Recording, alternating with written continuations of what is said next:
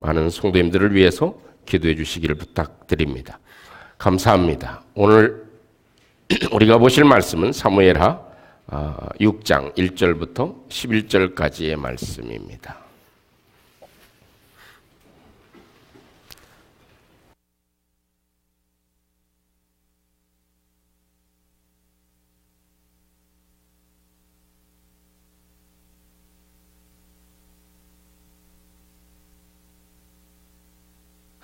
죄송합니다. 제가 건강관리를 잘못해서 이 코하고 목이 다 지금 골마 있는 상태라 좀 듣기가 좀 거북하셔도 조금 참으시고 또 말씀에 집중해 주시면 감사하겠습니다. 사무엘하 6장 1절부터 11절까지의 말씀입니다. 교독하겠습니다. 다윗이 이스라엘에서 뽑은 무리 3만 명을 다시 모으고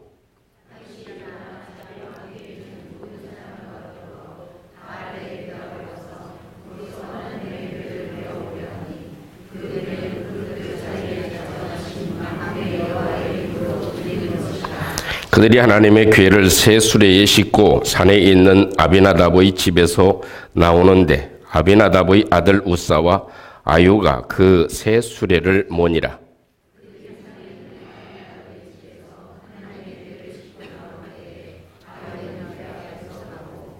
다윗과 이스라엘 온 족속은 잣나무로 만든 여러 가지 악기와 수금과 비파와 소구와 양금과 지금으로 여호와 앞에서 연주하더라.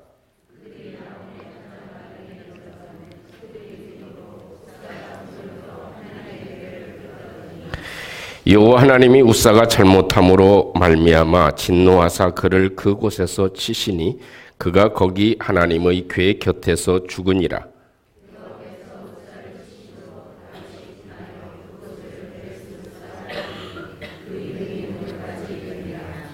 다윗이 그날에 여호와를 두려워하여 이르되 여호와의 궤가 어찌 내게 오리오 하고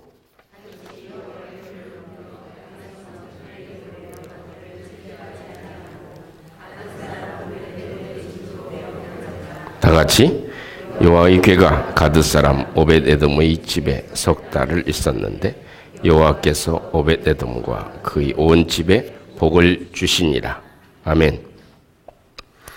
신앙생활 하는 데 있어서 이 언약궤의 중요성은 두말할 나위가 없습니다. 하나님의 사람 이 다윗도 역시 마찬가지로 자기가 왕이 된 이후에 이 하나님의 언약궤가 얼마나 소중한지를 알았습니다. 그래서 그 바알레 유다에서 예루살렘으로 옮겨오려고 한 것입니다. 그 언약궤에 대해서 오늘 2절의 말씀을 보면 이렇게 말씀해 줍니다. 그 하나님의 궤는 이렇다. 이 하나님의 궤는 이런 의미가 있다. 그룹들 사이에 좌정하신 만군의 여호와의 이름으로 불리는 것이다 라고 했습니다. 그 의미의 내용은 온 우주와 세상을 창조하신 이 창조주의 이름이 그곳에 있는 곳이다. 그 언약궤는 그 하나님의 궤는 구원하시는 만군의 이 세상의 모든 것들을 구원하시기도 하시고 죽이기도 하시는 이 모든 것을 통치하시는 이 만군의 하나님의 이름이 거기에 있는 것이다. 그것은 스스로 계신 하나님이라고 불리우는 이 여호와 하나님이 그곳에 계신 것을 상징한다 하는 겁니다. 옛날 저희들이 어릴 때 생각해 보면 우리 아버님이 늦게 들어오시면 그 어머니가 그럽니다. 이 주발에다가 아버지 밥을 잘 담으셔가지고 예배 드리는 때는 가만히 앉아 있어야 돼. 주발에 잘 담아가지고 야 이건 아버지 거다. 이건 아버지 거다. 이렇게 얘기를 합니다. 이건 아버지 거다. 이건 아버지 거다. 그렇게 해서 어디다 아랫목에다가 잘 이렇게 놓습니다. 또 무엇인가 이건 아버지 것이다 하는 것을 얘기합니다. 그럴 때 그 자녀들은 그것에 대해서 손을 대지를 못하죠. 이 하나님의 언약궤라고 하는 것도 그 하나님이 그곳에 만군의 여호와 하나님의 이름으로 일컫는 곳이다. 이건 하나님이 머무시고 하나님의 것이고 하나님 자체와 같은 의미를 담고 있는 것이다. 그런 뜻이에요. 그러니까 얼마나 중요합니까? 그리고 그것이 얼마나 능력이 있습니까? 그래서 이 요단강을 건널 때 제사장들은 언약궤를 메고 요단강 물을 밟을 때 요단강이 갈라지게 했습니다. 그것은 하나님의 능력과 하나님의 권세를 의지하고 우리의 발이 닿을 때 하나님이 역사해 주시는 능력을 저들은 체험한 것입니다. 또 여리고성을 돌 때에도 저들이 다른 것보다도 하나님의 언약궤를 메고 돌았습니다. 그때 하나님의 능력과 역사심이 이 여리고성을 무너뜨리게 하는 가장 큰 원동력이 되어진 것이죠. 이렇게 능력과 위엄이 있는 것이 하나님의 언약궤입니다. 그 하나님의 언약궤가 함께하고 있다 하는 것 자체는 이거는 최고의 영광이요 최고의 능력이 함께하고 있다는 의미이죠. 여러분 다른 말로 표현하면 이 신약시대의 언약궤는 무엇이겠습니까? 하나님이 인카네이션한 하나님이 사람의 몸을 입고 오신 예수 그리스도가 곧 언약궤의 상징이 되는 것입니다. 그때는 모형으로 오셨지만 이제는 참 하나님이 사람으로 이 땅에 오신 그 언약궤 이상의 의미를 하나님이 우리에게 허락해 주신 것입니다. 아시는 대로 임마누엘이라고 하는 것은 하나님이 우리와 함께 계시다. 그래서 구약에서는 하나님이 너희와 함께 있는 내가 함께 있는 곳이 바로 이 하나님의 언약궤다. 여호와의 궤다. 이 언약궤는 내가 이 땅에 함께 있는 것이다 하는 것을 하나님이 말씀해 주고 계신 것이죠. 그래서 이 하나님을 모시고 살아가는 것, 구약에서는 언약궤를 모시고 살아가는 것, 신약에서는 예수 그리스도를 모시고 하나님을 모시고 살아가는 것, 이것은 이 세상에서 그 어떤 것보다도 가장 중요한 일이 아닐 수 없습니다. 또 그 하나님이 그 예수님이 이 땅에 오셔서 우리에게 말씀해 주신 이 말씀은 하나님 자체와 버금가는 하나님 자신을 우리에게 보여주고 있는 소중한 것이기 때문에 이 말씀 자체도 언약궤와 비슷한 의미를 담고 있다. 하나님이 당신의 마음, 당신의 뜻, 생각을 이곳에 다 담아놓고 계시기 때문에 그렇습니다. 이렇게 소중한 것이 하나님의 언약궤입니다. 그래서 이 다윗은 그 하나님의 언약궤를 모셔오기를 간절히 소망했던 것이죠. 그래서 이 말씀을 다윗이 하나님의 언약궤를 이 예루살렘으로 옮겨오는 과정에서 일어났던 일을 비추어 보면서 우리에게 주시는 하나님의 메시지를 오늘 이 사건을 통해서 찾아보려고 합니다. 그 하나는 하나님을 모시고 살아가는 믿음의 길에는 하나님의 방법을 찾아가야 된다 하는 것입니다. 이 하나님을 모시고 사는 것이 얼마나 중요한 일입니까? 그렇기 때문에 그 하나님을 모시고 사는 이 믿음의 길에는 하나님이 좋아하시는 방법을 찾아가야 된다는 것입니다. 어떻게 하나님을 모시는 것, 어떻게 하나님과 함께 살아가는 것, 어떻게 하나님께 기도하는 것, 어떻게 하나님을 섬기는 것, 어떻게 하나님을 기쁘시게 하는 것인지를 그 좋은 방법을 찾아가야 된다는 것입니다. 우리는 모두 다 하나님을 섬기는 사람으로 가정을 합시다. 우리 속에 예수 그리스도가 있는 모든 사람들 마음 가운데에는 그 하나님을 모신 것도 중요하지만 이제는 모시고 살아가는 길에 하나님의 방법을 찾아가며 살아가야 된다. 이것이 주님이 우리에게 보여주고 있는 말씀일 것입니다. 9절 말씀에 다윗은 이렇게 고백을 하죠. 9절 한번 말씀 같이 한번 합독해 볼까요? 9절입니다. 시작. 여호와를 두려워하여 이르되 여호와의 궤가 어찌 내게 오리요 하고. 아멘. 이 다윗은 하나님의 궤를 꼭 모셔오려고 했지 않습니까? 하나님의 궤를 꼭 모셔오려고 했는데 우사가 죽는 모습을 보면서 고민에 빠지게 된 것입니다.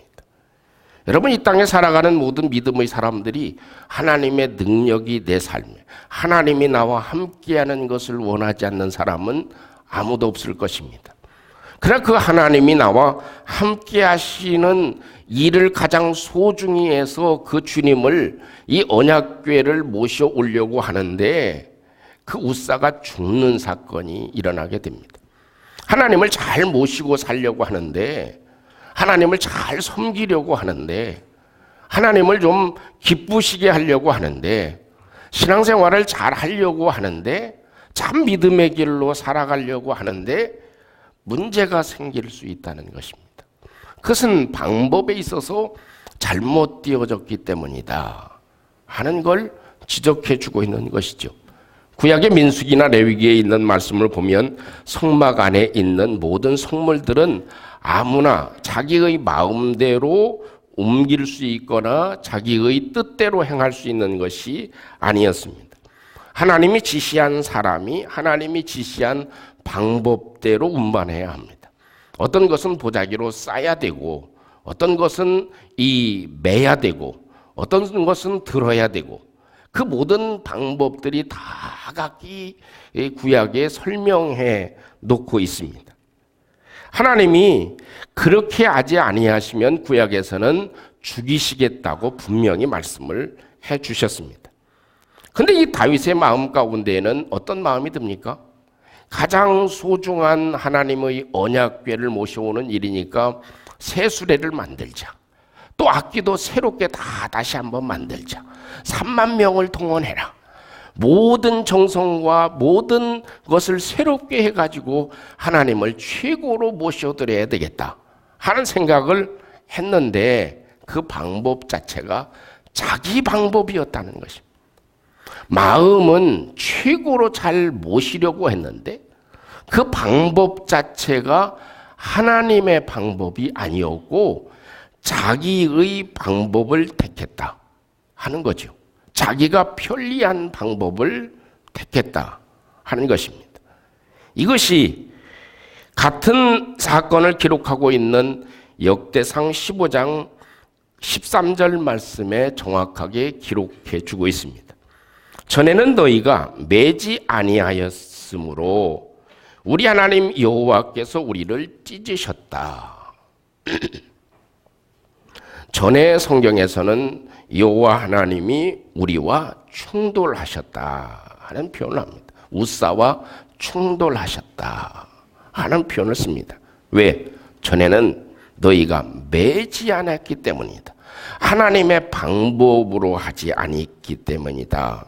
이는 우리가 규례대로 그에게 구하지 아니하였음이니라 하는 그런 말씀을 역대상 15장에서 정확하게 말씀해 주고 있는 것이죠. 여러분, 다윗이 3개월을 보면서 기도하고 고민하고 연구한 결론이 무엇입니까? 규례대로 매지 아니하였기 때문에 그렇게 하나님의 궤가 나에게 오기를 원했지만 이런 불미스러운 일이 생기게 됐다. 내가 하나님을 섬기고 싶은 마음, 하나님과 동행하고 싶은 마음이 간절했지만 그 하나님을 모시는 그 방법 자체가 내 방법이었기 때문에 하나님께서 여러 일들을 만드셨다.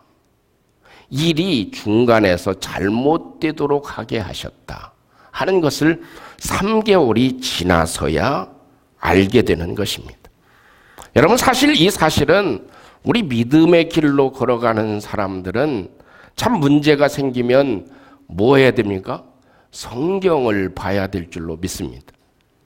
우리에게서 하나님을 섬기고 하나님을 따라가고 하나님을 의지하고 하나님을 모시고 살아가는 이 신앙의 길, 믿음의 길에 있어서 가장 중요한 일은 자주 삐그덕거리고 내 뜻대로 안 될 때입니다. 그때는 무엇인가? 내 방법이 잘못되었다 하는 것입니다. 여러분, 우리 한국교회에 그런 일들이 과거에 많이 있었지만 우리가 이번 임직식을 하면서도 저의 마음 가운데 하나님이 이 성경에 제대로 가장 원하시는 방법이 무엇인가? 이걸 찾아가는 것입니다. 여러 일들이 많이 있죠. 예들도 많이 있고. 그렇지만 우리가 하나님을 섬기고 직분을 주고 임직을 하는데 그 기름 부어서 안수해서 하나님의 사람을 세우는데 그 방법을 어떻게 해야 되는가? 물론 부족함이 많이 있습니다만 그것을 찾아가는 것입니다. 주님은 죄인을 구원하는 일이 얼마나 중요한 일이었습니까? 그 죄인을 구원하는 일이 중요한 일임을 아시고 주님은 어떤 방법으로? 하나님의 방법으로 찾아가셨습니다. 하나님이 죄인을 구원하려고 하는 방법은 아담의 허물을 가리워준 가죽의 방법으로, 유월절 아사셀 양의 방법으로 하나님이 구원의 길을 열어주시는구나. 그래서 마지막의 기도도 내 원대로 마옵시고 아버지의 뜻대로, 아버지의 원대로 해 주시옵소서. 그러나 제자들의 방법은 어떻습니까? 제자들이 세상을 구원하는 방법, 제자들이 이 죄인들을 구원하는 방법, 그 방법은 예수님의 방법과는 정반대였습니다. 그것이 성경에 적나라하게 드러나고 있잖아요. 그걸 보면 저희들도 주님을 섬기고 하나님을 따라가고 우리의 삶의 정답을 찾아가는 데 있어서 내 방법을 쓰기가 너무나 많이 쉽다 하는 것, 그것을 기억할 수 있는 말씀이 됩니다. 두 번째, 한 번쯤 더 생각해 볼 수 있는 것은 오늘 성경에 보면 다윗을 보면 특이한 장면이 나옵니다. 다윗은 이 최고의 정성으로 하나님의 궤를 모시고 오는 과정에서 우사가 죽었을 때 미묘한 마음의 변화가 일어납니다. 아주 특이한 장면이 8절에 기록되어져 있습니다. 8절 말씀입니다. 함께 한번 합독하죠. 시작. 여호와께서 우사를 치심으로 다윗이 분하여 그것을 베레스 우사라 부르니 그 이름이 오늘까지 이르렀다. 아멘. 우사가 죽는 모습을 보면서 이 다윗의 마음에는 어떤 마음? 분한 마음이 들었다. 분한 마음이 들었다. 이 마음에 앵거가 찼다. 화가 아주 그냥 치밀듯이 올라왔다. 참 어쩌면 잘 이해가 되지 않을 수도 있지만 다윗의 입장에서는 그렇게 준비를 하고 그렇게 많은 사람을 동원하고 최고의 정성을 들이고 최고의 모든 일들로 다 하나님을 하나님의 궤를 모시고 오려고 했는데, 아니 우사가 죽고 하나님이 사람을 쳐 죽이시오. 거기에 화가 났다는 것입니다. 나는 내 마음에 정성을 다 해서 했는데, 할 만큼 나는 했는데 안 알아주시네. 하나님이 안 알아주시네. 나는 새벽에도 열심히 하고 나는 내 뜻대로는 내 마음대로는 하려고 하는 대로 최선을 다해서 다 했는데 하나님이 안 알아주시네. 그런 것과 비슷한 것입니다. 그래서 화가 났다. 화가 났다. 아니 무슨 이런 경우가 다 있어? 어떻게 이러실 수가 있어? 내가 이렇게 정성을 들이고 이렇게 뜻을 다하고 이런 마음을 다했는데 어떻게 나한테 이렇게 하실 수가 있어? 어떻게 이렇게 다 된 밥에 재를 뿌리듯이 이렇게 하실 수가 있어? 나는 하나님을 섬기고 하나님을 기쁘시게 하고 하나님을 모시려고 이렇게 가진 애를 다 썼는데 내가 믿음으로 살려고 이런 애를 썼는데 하나님은 안 알아주시네. 이것 때문에 마음이 아주 상한 것입니다. 그런 상한 마음, 이 격한 분노의 마음이 생기면 하나님의 뜻을 찾기가 굉장히 어렵습니다. 근데 참 중요한 일이 9절에 있는 말씀입니다. 9절에 보면 다윗이 그날에 이 우사가 죽은 초기에는 화가 불릴듯 났다 이겁니다. 그런데 다윗이 그날에 그 우사가 죽은 그날에 시간이 조금 하루가 지나지 않아서 그날에 그 분한 마음이 있었던 그날에 마음이 여호와를 두려워했다. 그리고 하는 말이 여호와의 괴가 어찌 내게 오리요 하는 그런 고백을 합니다. 바로 그날에 다윗은 마음에 두려운 마음이 듭니다. 하나님이 몰라주시네. 하나님이 어떻게 이러실 수가 있어? 이런 분노의 마음이 일어났다가 그 하루가 지나기 전에 마음이 바뀌어진 겁니다. 하나님은 내가 이런 정성을 기울인 것이 중요한 것이 아니라 하나님은 두려운 하나님이다. 내가 하나님께 행한 것은 아주 작은 모래알 하나 드린 것과 같구나. 하나님이 받으실 만하지 못한 것이구나 하는 것을 생각하게 된 것이죠. 그래서 그 다윗의 마음이 바뀌어진 것입니다. 두렵다. 그 전능하신 하나님이 두렵다 하는 그런 고백을 하게 된 것입니다. 그리고 이 오벳 에돔의 집에서 석 달을 있을 동안에 하나님이 그 집에 복을 주시는 은혜를 다윗이 보고 있었다. 그 뜻이 오늘 성경에서 말씀해 주고 있는 것입니다. 그래서 그 분노의 마음에서 두려운 마음으로 바뀌고 또 두려운 마음에서 그 하나님이 역사하시고 오벳 에돔의 집에 복을 주시는 것을 보고 이 다윗의 마음이 하나님의 진노와 하나님의 화가 녹으셨구나 하는 것을 보고 마음의 안도를 하게 되어진 상황이 되어졌음을 다윗이 깨닫게 된 것입니다. 여러분, 우리가 주님을 모시고 사는 길에는, 이 믿음으로 사는 우리 삶의 길에는 이런 마음의 변화가 항상 필요하다는 것입니다. 그 변화는 뭐예요? 아니, 이럴 수가 있어. 이런 마음에서, 분노에서 우리의 마음 가운데 오늘도 하나님의 전능하심에 그 하나님을 두려워하는 우리의 심령이 되시기를 주님의 이름으로 축원합니다.